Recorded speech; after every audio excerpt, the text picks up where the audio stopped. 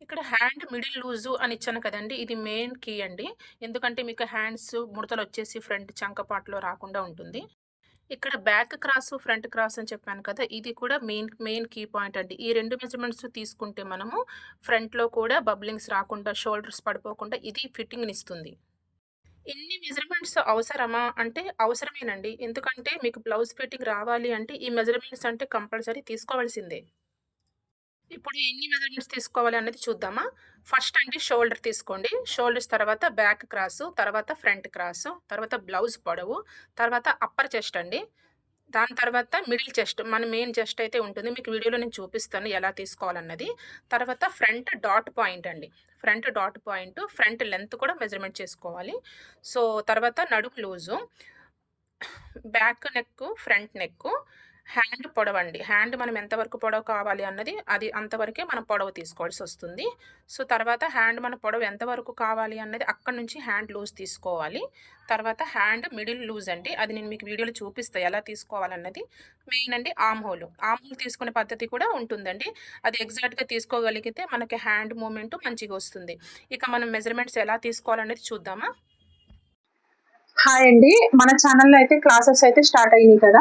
So, first మనము measurements ఎలా తీసుకోవాలి, ఏంటి అన్నది నేనిప్పుడు మీకు చూపించాలనుకుంటున్నా. ఫస్ట్ అయితే నేను బ్లౌజ్ లెంత్ అయితే తీసుకుంటున్నానండి. షోల్డర్ మీద నేను ఎలా మెజర్‌మెంట్ చేస్తున్నానో అక్కడి నుంచి 13 14 మనకి లెంత్ ఎంత కావాలనేది చూసుకోవాలి. నేనైతే లెంత్ 14 తీసుకున్నా.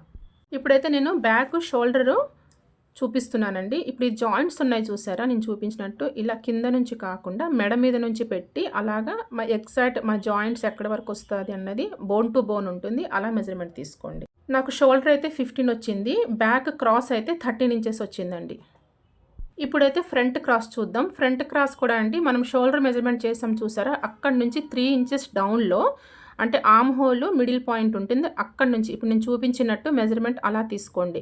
నాకు ఫ్రంట్ క్రాస్ అయితే 13½ ఇంచెస్ వచ్చిందండి. అంటే మన బ్యాక్ షోల్డర్‌కి, ఫ్రంట్ షోల్డర్‌కి 2 ఇంచెస్ గ్యాప్ ఉంది.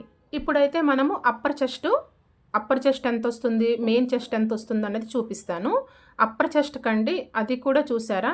మనము ఈ బ్యాక్ సైడ్ ఇలా దిగిపోకూడదు టేప్. కరెక్ట్‌గా బ్యాక్ పాయింట్‌లో మిడిల్‌లో ఆర్మ్ హోలు ఆ జాయింట్ ఉంది చూసారా? హ్యాండ్ జాయింట్ బొమ్మకి అక్కడి నుంచి నేను చూపిస్తున్నా. సేమ్ కరెక్ట్‌గా చూసుకోవాలి.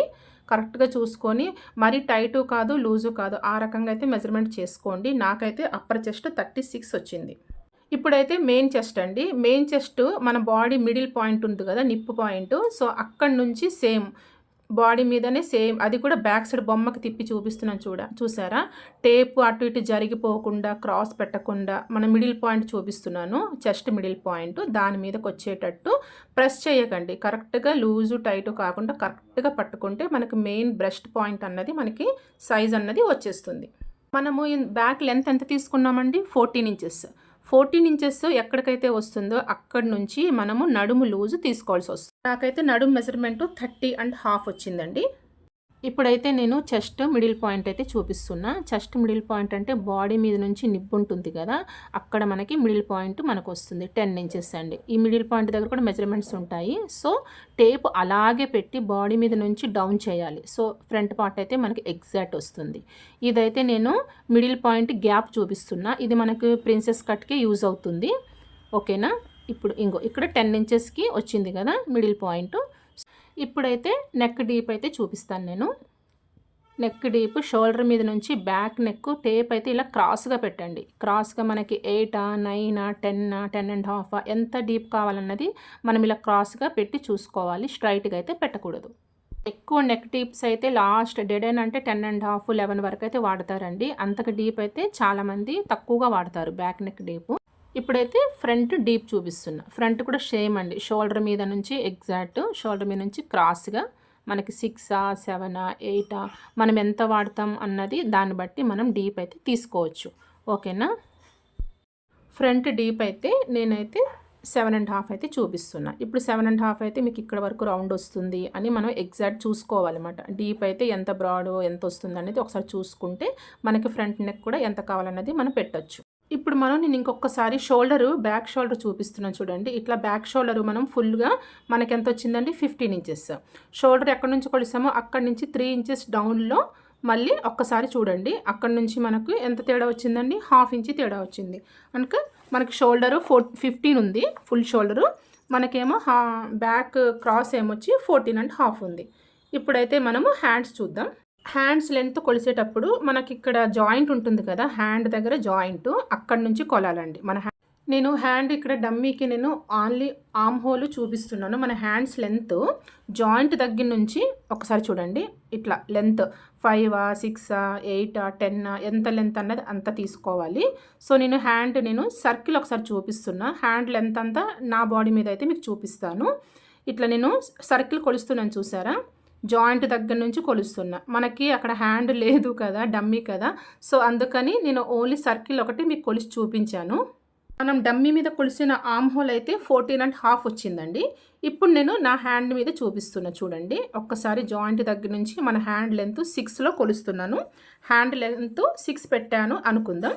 6 ఎక్కడుందో అక్కడి నుంచి మనం లూజు కొలుసుకోవాలి. నాకైతే హ్యాండ్ 6 దగ్గర నుంచి కొలిస్తే 6 ఎక్కడైతే ఎండ్ అయిందో అక్కడికి 14.5 వచ్చిందండి.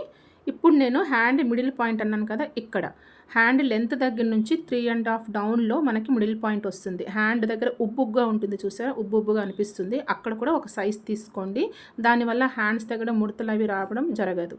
ఓకేనా? కరెక్ట్గా నేను ఎలా మెజర్ చేస్తున్నాను, ఆర్మ్ హోల్ దగ్గర నుంచి అలాగే మెజర్మెంట్ చేస్తే నాకైతే ఇప్పుడు ఉబ్బు పాయింట్లో హ్యాండ్ మిడిల్ పాయింట్లో ఎంత వచ్చిందంటే 14.5 వచ్చింది. ఇప్పుడైతే ఆర్మ్ హోల్ అండి. ఆర్మ్ హోల్ కూడా చాలామంది కొంచెం డిఫరెంట్గా తీసుకుంటారు. నేనైతే ఒక వేలో చెప్తున్నా చూడండి, నేను ఎలా తీసుకుంటాను అనేది మీకు చూపిస్తున్నా. ఇప్పుడు మన హ్యాండ్ ఆర్మ్ హోల్ జాయింట్ ఉంది కదా, హ్యాండ్ జాయింట్ అక్కడ నుంచి నేను సెల్ఫ్గా తీసుకుంటున్నా కాబట్టి చూపిస్తున్నా. ఒకసారి చూడండి, ఇట్లా హ్యాండ్ మనము నడుము మీద ఇలా పెట్టుకుంటే వీ షేప్ వస్తుంది మన హ్యాండ్. ఓకేనా? వీ షేప్లో పెట్టి హ్యాండ్ మనం ఆర్మ్ హోల్ రౌండ్ తీసుకున్నాం అనుకోండి, అది కరెక్ట్గా మనకి హ్యాండ్ చెయ్యి ఇలా పైకి ఎత్తినప్పుడు, డౌన్ చేసినప్పుడు, మనం నార్మల్గా హ్యాండ్ పెట్టుకుంటే సరిపోయిందండి, ఇలా చెయ్యి పైకి ఎత్తే నొప్పి వస్తుంది నాకు అని అంటారు కొంతమంది. ఆ పాయింట్ అయితే మనకి రాదు, ఆ మిస్టేక్ అయితే రాదు. సో మనం హ్యాండ్ నడుము మీద ఇట్లా పెట్టి అప్పుడు మెజర్మెంట్ తీసుకుంటే కరెక్ట్గా మీకు ఆర్మ్ హోల్ అన్నది సెట్టింగ్ అయిపోతుంది. నా వీడియో మీకు యూస్ఫుల్ అనిపిస్తే ఈ వీడియోకి అయితే ఒక లైక్ ఇవ్వండి ఫ్రెండ్స్. ఫర్దర్గా ఇంకొంచెం మందికి ఈ వీడియో అన్నది ఫార్వర్డ్ అవుతుంది. ఇప్పుడు నేను ఎల్బో హ్యాండ్స్కి మెజర్మెంట్ చెప్తున్నానండి. నాకు ఎల్బో అయితే 9.5లో సరిపోతుంది. సో 9.5 లెంత్ ఎక్కడికైతే వచ్చిందో అక్కడైతే కరెక్ట్గా మన టైట్ స్కిన్ నొప్పి రాకుండా లూజ్గా వదిలేకుండా పర్ఫెక్ట్ మెజర్మెంట్ అయితే తీసుకోండి. అక్కడికైతే మనకి హ్యాండ్ లూజ్ అయితే వచ్చేస్తుంది. ఇంతే ఫ్రెండ్స్, నేనైతే మెజర్మెంట్స్ అయితే ఇలాగే తీసుకుంటాను. సో మెజర్మెంట్స్తో మనం ఎలాగా ఏ ఫార్ములాతో కటింగ్ చేయాలి, చెంక డౌన్ మనకి ఎంత మార్కింగ్లో వస్తుంది, లూజ్ ఎలా తీయాలి ఏంది అన్నది నేను నెక్స్ట్ వీడియోలో అయితే మీకు అప్లోడ్ చేస్తాను. ప్రతి సైజు 36, 38, 40, 42, 50 వరకు కూడా అన్ని సైజెస్ వీడియో కూడా నేను స్టెప్ బై స్టెప్ ఒక తర్వాత ఒకటి వీడియోస్ అయితే అప్లోడ్ చేస్తూ ఉంటాను. సో మనము ఇప్పుడైతే ఈ డమ్మీకి అయితే మనం 36 సైజ్ అయితే మనము మెజర్మెంట్స్ తీసుకున్నాం కదండి. ఇది 36 బ్లౌజ్కి మనం ఏ ఫార్ములాతో కటింగ్ చేయాలన్నది నేను నెక్స్ట్ వీడియోలో కటింగ్ వీడియో అయితే అప్లోడ్ చేస్తాను. కొంచెం వెయిట్ చేయండి. అయితే ఎవ్రీడే 12:30కి అయితే లైవ్కి వస్తున్నానండి. 1 అవర్ అయితే లైవ్లో ఉంటున్నాను. మీకు ఎవరికన్నా ఇంట్రెస్ట్ ఉంటే లైవ్లో జాయిన్ అవ్వండి. మీకు ఏమైనా డౌట్స్ ఉన్నా కూడా నేనైతే మీకు మీ డౌట్స్ అయితే క్లారిఫై చేస్తాను. ఈ వీడియో అయితే ఇంతవరకు చూశారు అని అంటే మీకైతే టైలరింగ్ మీద ఇంట్రెస్ట్ ఉంది అని నేను అనుకుంటున్నాను. థ్యాంక్స్ ఫర్ వాచింగ్ అండి. కొత్తగా మన వీడియో ఎవరైనా చూస్తున్న వాళ్ళైతే మన ఛానల్ని అయితే సబ్స్క్రైబ్ చేయండి. ఈ వీడియోకి అయితే లైక్ ఇవ్వండి. ఈ వీడియో ఎవరికైనా యూస్ఫుల్ అనిపిస్తే మీరు ఫ్రెండ్స్ అండ్ రిలేటివ్స్కి షేర్ చేయండి. ఇంకొక మంచి వీడియోతో మళ్ళీ కలుద్దాం. Okay, take care, bye bye.